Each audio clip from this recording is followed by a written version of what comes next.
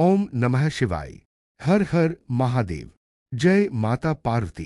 प्रिय भक्तजनों और सनातन धर्म के अनुयायियों, आपका हार्दिक स्वागत है इस पवित्र सोमवार की आध्यात्मिक यात्रा में। आप जानते हैं कि सोमवार का दिन भगवान शिव और माता पार्वती को समर्पित माना जाता है। जो कोई भी पूरे सच्चे दिल, गहरी श्रद्धा और अटूट विश्वास के साथ उनकी दिव्य कथाएं सुनता है, उसके जीवन के हर क्षेत्र में, चाहे वह शारीरिक दर्द हो, मानसिक अशांति हो, पारिवारिक कलह हो या कोई भी बाधा, सब कुछ धीरे धीरे शांत होने लगता है और मन में एक नई शांति और बल का संचार होने लगता है। आज फिर सोमवार है। यह कोई सामान्य दिन नहीं, बल्कि एक विशेष दिव्य अवसर है। इस दिन करुणा सागर माता पार्वती और दयालु भगवान भोलेनाथ अपने भक्तों की हर मुसीबत में रक्षा करते हैं। वे जीवन से दुखों का बोझ हटाते हैं, धैर्य और संतोष का वरदान देते हैं और आंतरिक शक्ति प्रदान करते हैं ताकि हम हर चुनौती का सामना कर सके। शास्त्रों में स्पष्ट रूप से उल्लेख है कि जो व्यक्ति श्रद्धा, संयम और पूर्ण भक्ति भाव से शिव पार्वती की कथा सुनता है, उसके जीवन में फैली हुई मानसिक पीड़ा, शारीरिक रोग, घरेलू तनाव, असफलताएं, डर और भीतरी बेचैनी सब धीरे धीरे कम हो जाती है। जिस प्रकार चंद्रमा की ठंडी किरणें गर्मी और अशांति को शांत करती हैं, उसी प्रकार शिव पार्वती की ये पावन कथाएं हमारे मन में स्थिरता, प्रेम और संतुलन भर देती हैं। अब एक क्षण के लिए रुकिए और अपने जीवन की ओर देखिए। कई बार मन अंदर से पूरी तरह टूटने लगता है। जिम्मेदारियों का भार इतना भारी लगने लगता है कि सांस लेना मुश्किल हो जाता है। रिश्तों में मिठास खत्म होती नजर आती है और कभी कभी ऐसा लगता है कि दुखों का सिलसिला कभी खत्म ही नहीं होगा। लेकिन आज जब आप इस पवित्र सोमवार को माता पार्वती की पूजा कर रहे हैं और भगवान महादेव की कथा सुनने के लिए बैठे हैं, तो ऐसा प्रतीत होता है मानो करुणा और शांति की दिव्य ऊर्जा आपके पूरे अस्तित्व में उतर रही हो। भगवान शिव हमें यह समझाते हैं कि सारे दुख स्थायी नहीं होते और माता पार्वती हमें विश्वास दिलाती हैं कि सच्चे प्रेम, धैर्य और समर्पण से हर समस्या का हल निकल सकता है। भगवान महादेव केवल संहार के देवता नहीं हैं, वे वैद्यनाथ हैं जो हर दर्द को जड़ से ठीक करने की क्षमता रखते हैं। वे वह शक्ति है जो टूटे हुए हृदय को फिर से जोड़ सकते हैं और माता पार्वती वह ममता भरी ऊर्जा है जो उस मन को प्यार, उम्मीद और नई जिंदगी से भर देती है। इसलिए आज की यह कथा केवल सुनने भर की नहीं है, यह दुखों से मुक्ति पाने और आत्मिक शांति प्राप्त करने का एक सशक्त माध्यम बन सकती है।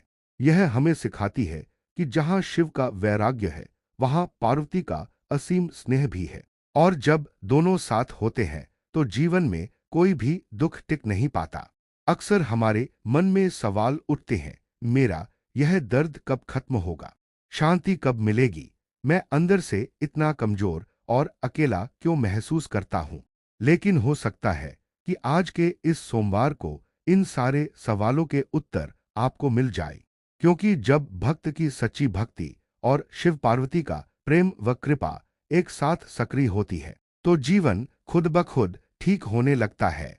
इसलिए सिर्फ सुनिए मत, बल्कि हर शब्द को अपने हृदय से महसूस कीजिए, हर भाव को अपनी आत्मा में उतारिए और यह संकल्प कीजिए कि आप भी अपने जीवन में शिव का धैर्य और पार्वती का करुणामयी स्नेह अपनाएंगे। आइए अब मन को पूरी तरह शांत करें, सभी दुखों और भय को भगवान के चरणों में समर्पित कर दे। हृदय में भक्ति का दीपक जलाए और माता पार्वती एवं भगवान महादेव को याद करते हुए इस पावन सोमवार की कथा की दिव्य शुरुआत करें। लेकिन भक्तों, आगे बढ़ने से पहले एक अत्यंत महत्वपूर्ण बात।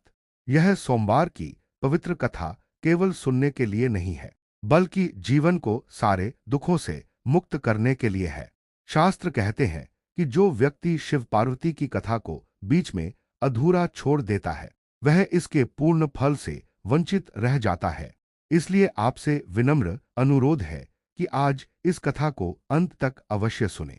शायद कथा का कोई एक भाव, कोई एक वाक्य या कोई एक संदेश आपके जीवन की हर पीड़ा, हर क्लेश और सभी बाधाओं को हमेशा के लिए दूर कर दे।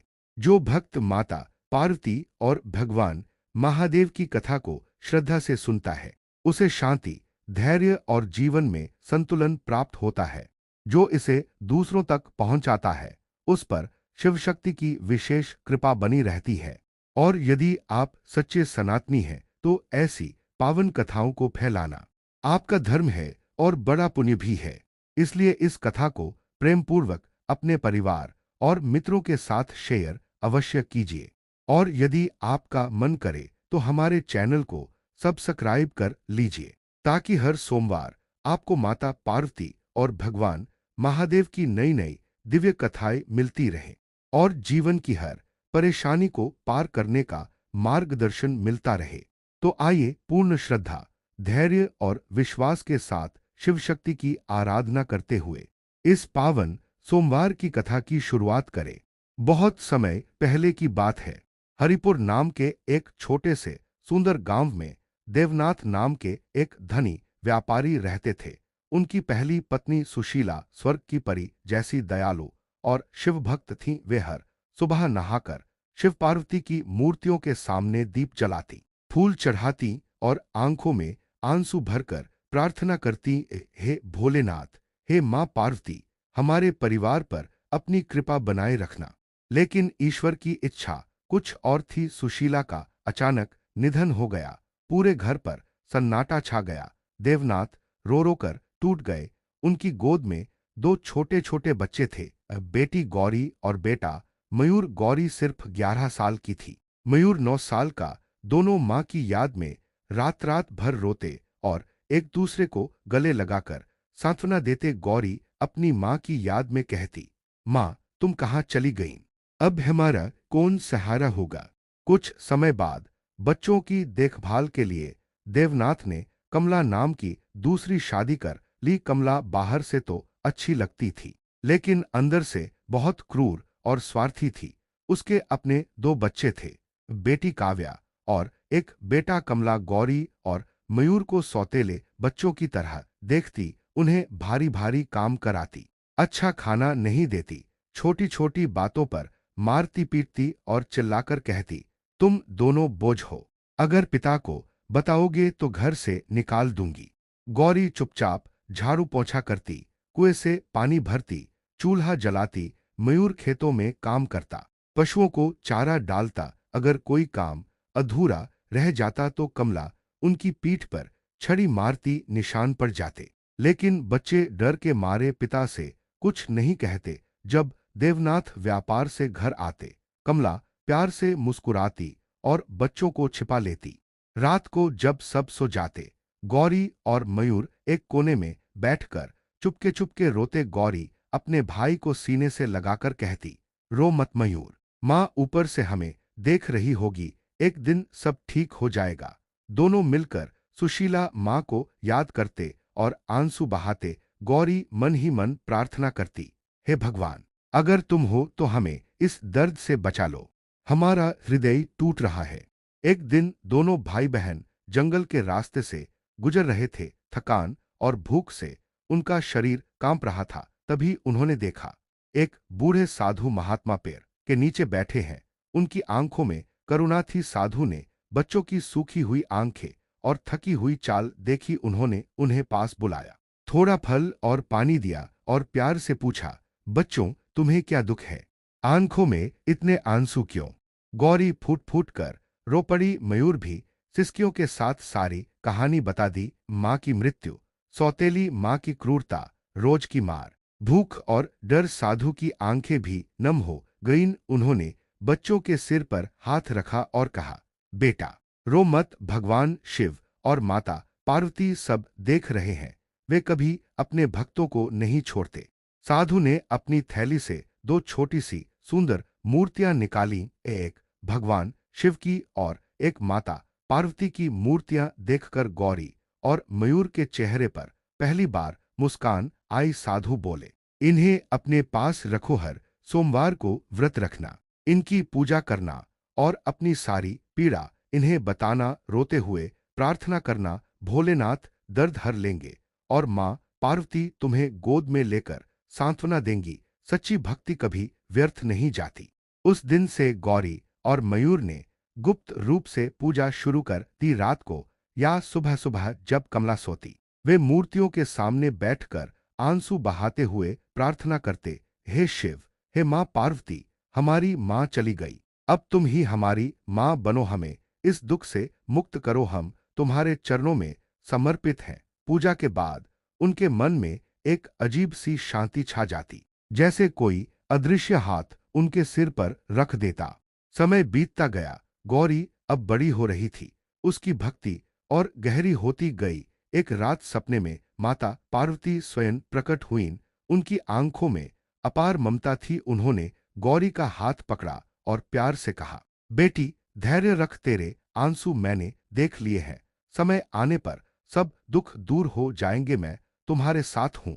गौरी रोते हुए माता के चरणों में गिर पड़ी।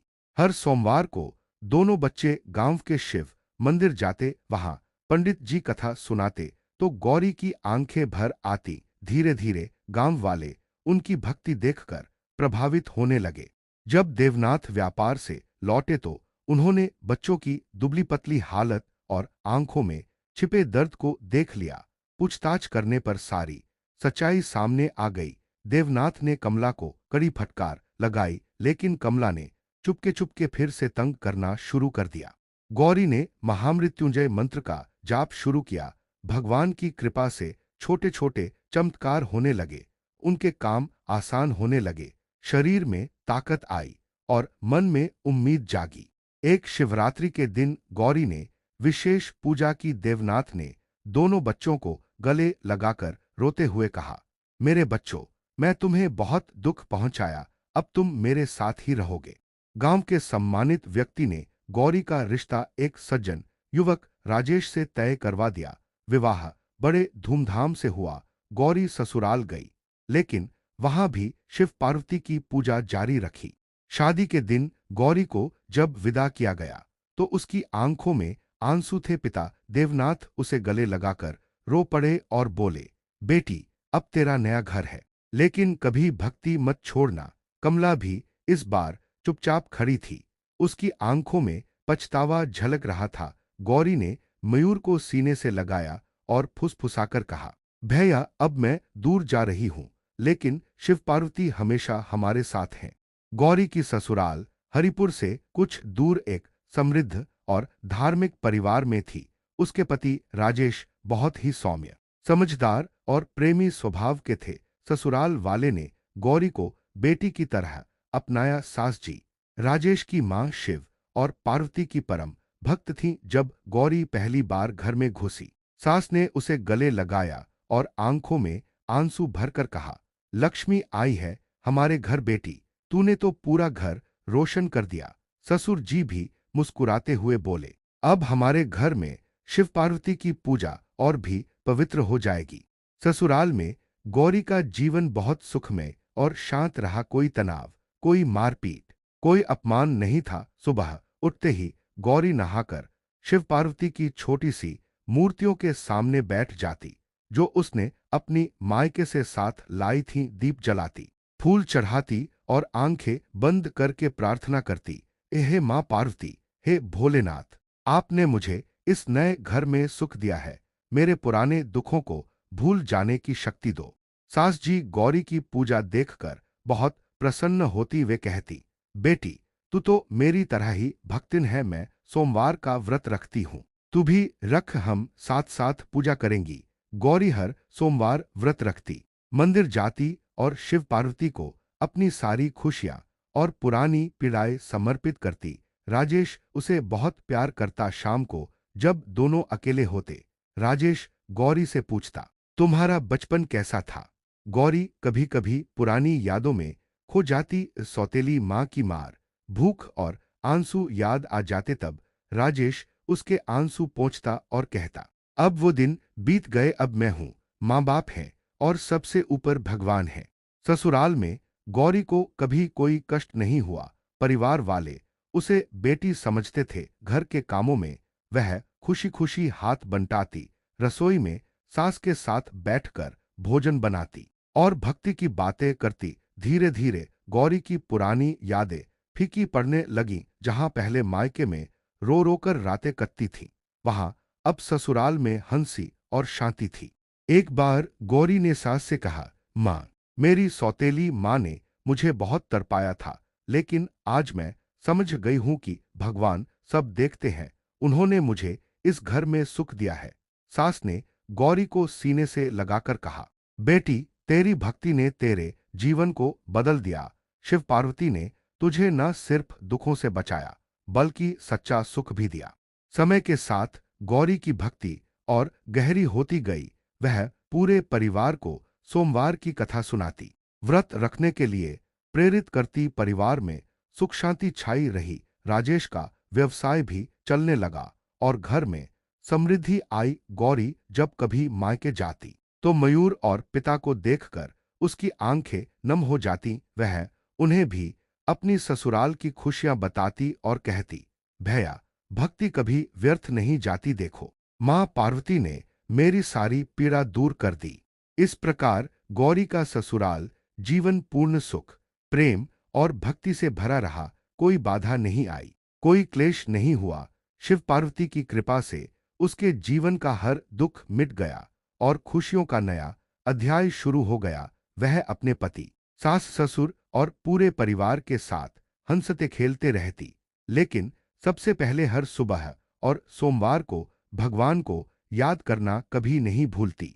प्रिय भक्तों, आज की यह पावन कथा यहीं समाप्त होती है, लेकिन गौरी के जीवन की तरह आपके जीवन की कहानी अभी भी लिखी जा रही है।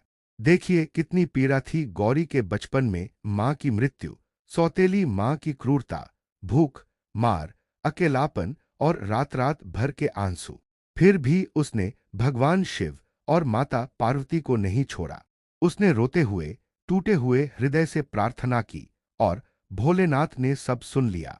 हे भक्तजन, आज आप भी अपने जीवन में सोचिए, क्या आपके मन में भी कोई दर्द छिपा है? कोई रिश्ता टूटा हुआ है, कोई बीमारी है, कोई डर है, कोई निराशा है। भगवान शिव तो महादेव हैं। वे दर्द को जड़ से हर लेते हैं। वे वैद्यनाथ हैं, जो टूटे दिलों को ठीक करते हैं। वे त्रिनेत्रधारी हैं, जो हमारे भविष्य को भी देख लेते हैं और कृपा कर देते हैं। जब गौरी ने सच्चे मन से शिव पार्वती की शरण ली, तो मां पार्वती ने ममता से उसके आंसू पोंछे और भगवान शिव ने उसके जीवन के हर क्लेश को नष्ट कर दिया। ससुराल में उसे सुख, सम्मान और प्रेम मिला। पिता स्वस्थ हुए, परिवार जुड़ गया और पूरे गांव में भक्ति फैल गई। तो क्यों न आज आप भी अपने हृदय से पुकारे, हे भोलेनाथ, हे करुणा सागर शिव, मेरे सारे दुख हर लो, मेरे मन के घाव भर दो, मुझे धैर्य दो, मुझे शांति दो, मुझे अपनी कृपा का वरदान दो। मैं तुम्हारा हूं, मैं तुम्हारे चरणों में समर्पित हूं। प्रिय दर्शकों, यह कथा सिर्फ सुनने की नहीं, यह जीवन बदलने की है। जो भी व्यक्ति सोमवार को शिव पार्वती की पूजा करता है, व्रत रखता है और सच्चे दिल से कथा सुनता है, उसके जीवन से दुखों का अंधेरा हमेशा के लिए दूर हो जाता है। आज रात सोने से पहले एक बार शिवलिंग पर जल चढ़ाइए या घर में दीप जलाकर कहिए, हे महादेव, तुम मेरे साथ हो, मैं अकेला नहीं हूं। भगवान शिव की जटा से गंगा बहती है। वे पापों को धो देते हैं। उनके त्रिशूल से अहंकार कट जाता है और उनके डमरू की ध्वनि से सारी नकारात्मक ऊर्जा दूर हो जाती है। गौरी की तरह आप भी धैर्य रखिए। आपके आंसू व्यर्थ नहीं जाएंगे। आपकी प्रार्थना भोलेनाथ तक जरूर पहुंचेगी और एक दिन आप भी कहेंगे, शिव ने मेरी रक्षा की, शिव ने मुझे नई जिंदगी दी। अंत में एक छोटी प्रार्थना सभी के लिए। हे भगवान शिव, आपके भक्तों पर अपनी असीम कृपा बनाए रखना। हर दर्द को शांति में बदल दो, हर टूटे रिश्ते को जोड़ दो, हर बीमारी को स्वास्थ्य में बदल दो और हर भक्त के हृदय में भक्ति का दीपक सदैव जलाते रहना। ओम नमः शिवाय। हर हर महादेव। जय भोलेनाथ। जय माता पार्वती। प्रिय भक्तों, अगर यह कथा आपके हृदय को छू गई, आंखें नम हो गईं और मन में भक्ति जागी, तो इसे अपने परिवार और मित्रों के साथ अवश्य शेयर कीजिए, क्योंकि शिव की कथा फैलाना भी एक बड़ा पुण्य है। हमारे चैनल को सब्सक्राइब करना न भूलें, ताकि हर सोमवार आपको ऐसी ही दिव्य, भावुक और जीवन बदलने वाली शिव पार्वती कथाएं मिलती रहें। अंत तक सुनने के लिए आपका बहुत बहुत धन्यवाद। आपके जीवन में शिव की कृपा सदैव बनी रहे, आपके सभी दुख दूर हों, आपके घर में सुख शांति छाई रहे। ओम नमः शिवाय। हर हर महादेव। जय शिव शंभु।